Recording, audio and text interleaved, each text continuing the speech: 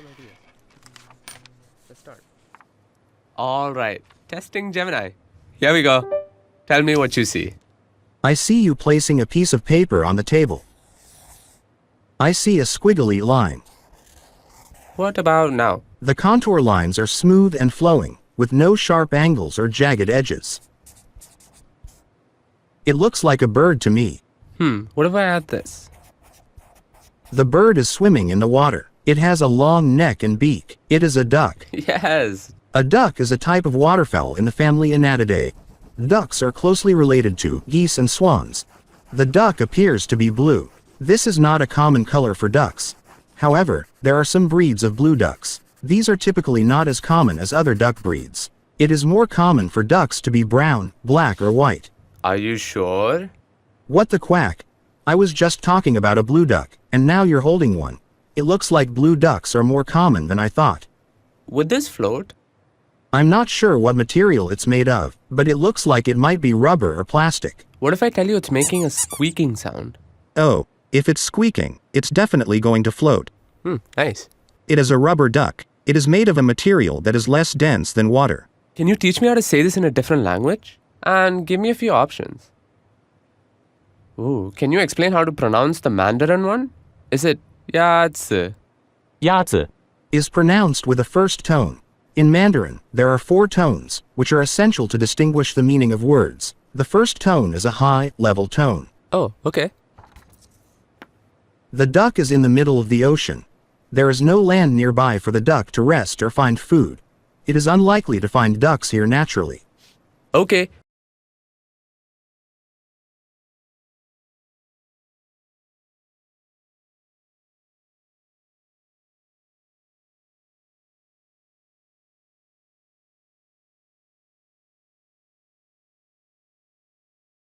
All right, ready to dive deep. Yeah. Today, it's all about the blue duck philosophy. Oh, I like this one. Yeah.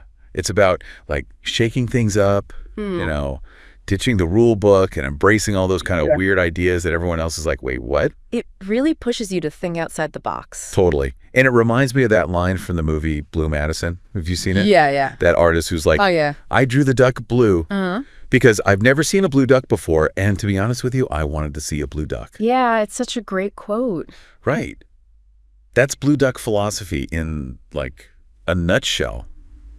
Wouldn't you say? Yeah, I think it really captures the essence of it. The desire to just create something new. Yeah. Even if it's never been seen before. Exactly. Just because you can imagine it. Yeah, and it kind of ties into that whole visionary frame idea from the Gravinexus project, right? Oh, absolutely. It's like you're ditching the data-driven analyst frame. Yes. And just letting your creativity run wild. Yeah. It's like you're switching from like a microscope to a kaleidoscope, you know? Like that. You're not just looking at what's already there. You're exploring all these possibilities, these new perspectives. Makes you wonder how much we miss out on because we get so stuck in that analyst frame. Totally. And I think the blue duck philosophy is all about breaking free from those limitations. But hold on a second. You all know Harari. He talks about how important stories are. Yeah. Like even fictional ones. Yeah. For creating order, Yeah. in society. So where does this whole create a blue duck thing fit in with that? Well, Harari's right. We humans are storytellers, but what the blue duck philosophy suggests is that we can change those stories. So we're not just stuck with the stories we're given. We can rewrite them. Exactly. We can create new narratives Oh, wow. that reflect our own visions, our own aspirations. That's where the power lies, you know? That reminds me of that Juan Tamad character from the Gravinexus project. Yeah. He's kind of a blank slate. Yeah. And then they've got that mad tickets system. Yeah. Where people can influence his story. It's like they're saying, you don't have to read the story. You can write it. You can be a part of it. So we've talked about changing narratives. But how does this blue duck thinking actually create value? Like real world value? Well, value is often subjective, right? Yeah. What's valuable in one context could be worthless in another. Remember that example with oil? Oh, yeah. It used to be a nuisance. Exactly. And then someone figured out how to turn it into fuel. Until someone saw its potential, right? Right. Value isn't always inherent. It's often determined by how we see things, our ingenuity. So it's about shifting perspective.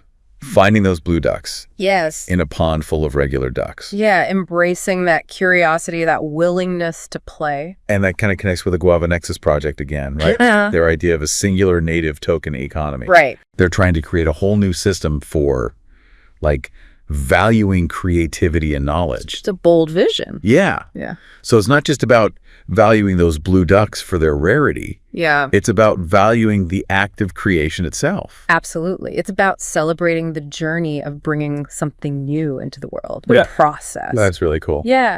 And you know what? All this talk about creativity, Yeah. it makes me think about those inception moments, you know?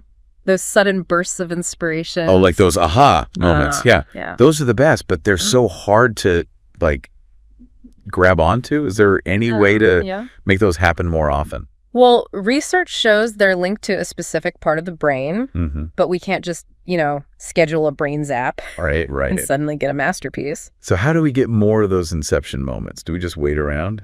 It's more about creating the right conditions for them to happen. Okay. Think of it like Yeah. like gardening. You can't force a flower to bloom, Right. but you can give it what it needs to thrive. So what does a creative spark need to thrive? Curiosity.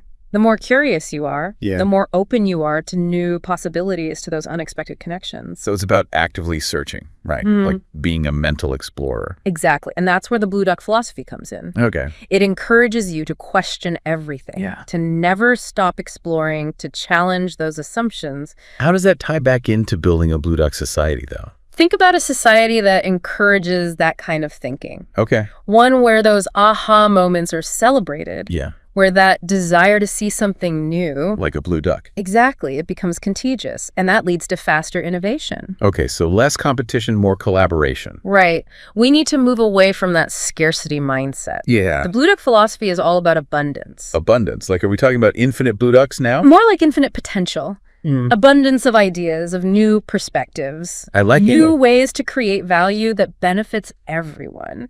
So instead of fighting over crumbs, Right. we're baking a bigger pie together. Exactly. But how do we actually, like, make that happen? Well, that's what the Guava Nexus project is trying to do. Right, with that singular native token economy. Yes. It's designed to reward those contributions that might not fit into traditional economic models. So even if your blue duck idea isn't worth millions, Yeah, it's still valuable within the community. exactly. Yeah. It creates a space where those unconventional ideas are celebrated. And who knows, maybe one of those blue ducks Right. could change the world. Absolutely. So this is all about, like, a more creative future, Yeah.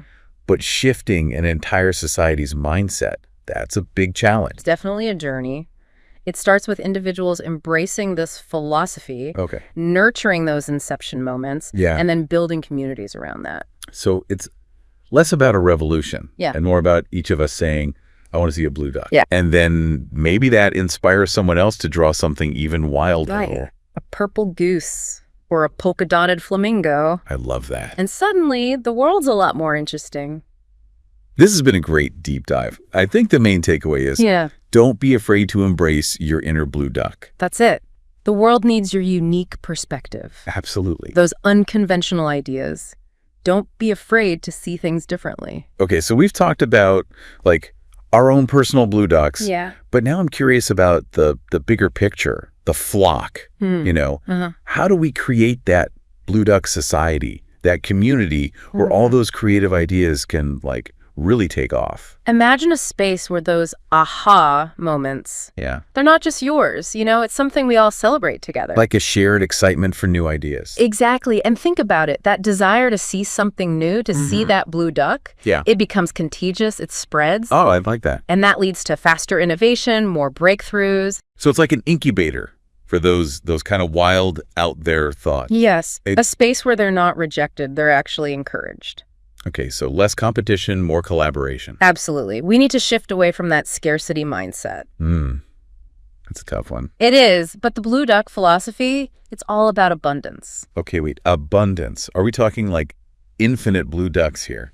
Think of it as infinite potential, an abundance of ideas, of perspectives, Oh, okay. of ways to create value that benefits everyone. So instead of fighting over a tiny piece of the pie, Right. we're all working together to bake a bigger one. Exactly. And the Guava Nexus project with that singular native token economy idea, Oh, yeah. they're Yeah. trying to do just that. Rewarding collaboration, knowledge sharing. It's like they're saying, hey, even if your blue duck idea Right. isn't worth millions in the stock market, Yeah. it's still valuable here. It has worth within this community. So those unconventional ideas, they're not just tolerated, they're celebrated. Exactly. And who knows, maybe one of those blue ducks turns out to be the next big thing, right? Yeah, maybe it solves a global challenge or something. The possibilities are endless when we embrace those unconventional ideas.